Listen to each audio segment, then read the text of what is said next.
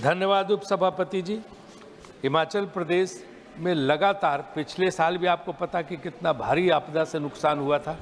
12,000 करोड़ का नुकसान पिछली बार हुआ था और इस बार अब तक जो है अनुमान के हिसाब से 780 करोड़ का हो चुका है और जो ज़्यादा भी हो सकता है 1000 करोड़।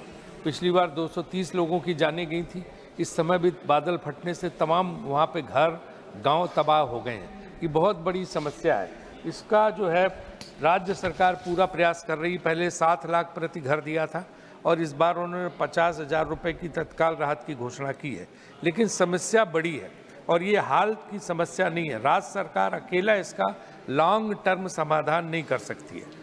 पिछले वर्ष इस अवधि के दौरान जिन लोगों की जानें गई थी उनको कंपनसेशन के साथ साथ कम से कम 1300 सड़कें बंद हो गई थी। उस भयावहता की कल्पना मात्र से ही हृदय विदारक हो जाता है।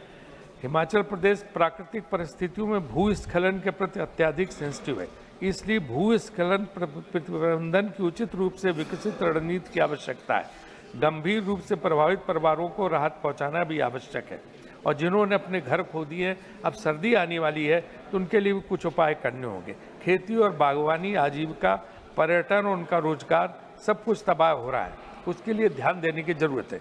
इस संदर्भ में केंद्र सरकार ने हिमाचल प्रदेश को जो आर्थिक सहायता दी है वो ऊंट के मुंह में जीरा है। 12,000 करोड़ तब मांगे थे और अब 1,000 करोड़ तब मांग रहे हैं। वो जो आपने जोड़ा हुए नशे वगैरह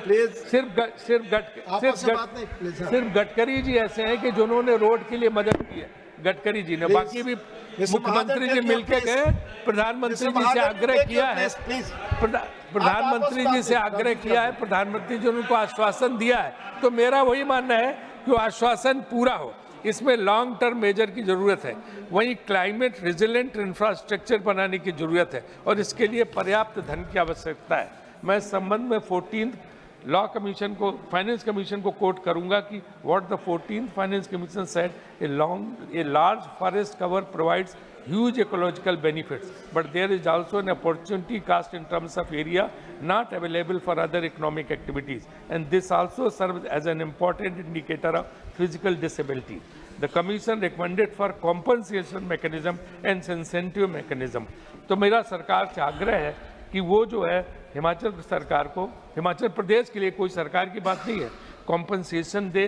पिछली बार का 12,000 करोड़ की मांग थी, वो कम से कम पूरा करें और अभी जो नुकसान उसका करें। सबके हित में है, देश के हित में है।